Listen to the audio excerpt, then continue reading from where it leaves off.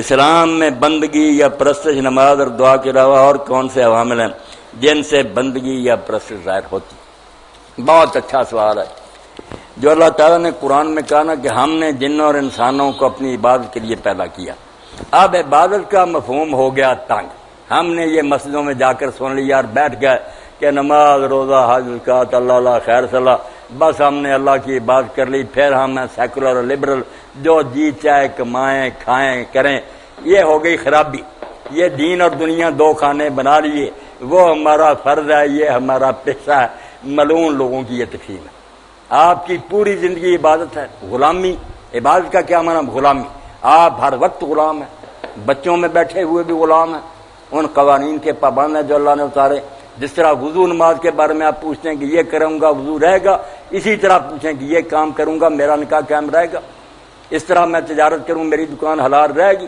آپ کسی وقت آزاد نہیں۔ ایک لمحہ بھی آپ نے کسی گھڑی سوچ لیا کہ میں اپنی مرضی کروں گا، آپ کی بندگی اور غلامی ختم۔ آپ تو طاغوت اور سرکش ہو گئے، اللہ تعالیٰ کے مقابلے میں باغی بن گئے۔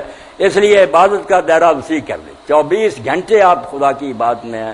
میں نے جیسے عرض کیا، حلال کما کر بچوں کے منہ میں دیتے ہیں وہ بھی صدقہ لکھا جاتا، اور ایک شخص نماز مسجد میں پڑھتا ہو سکتا ہے وہ مشرک اور بے دین لکھا جائے کہ صرف لوگوں کو دکھانے کے لیے جاتا ہے، ڈھونگ رچایا ہوا کہ لوگوں کو لوٹوں، وہ بھی شرک کر رہا۔ یا یہ تقسیم نہیں کہ مسجد اور راگا گارا لگا، نیت کا معاملہ کہ آپ جو کام اللہ کے قانون کے مطابق نیک نیت سے کریں گے، وہ آپ کا اپنی بیوی کے ساتھ تعلق جو ہے اس کو بھی حضور نے صدقہ قرار دیا۔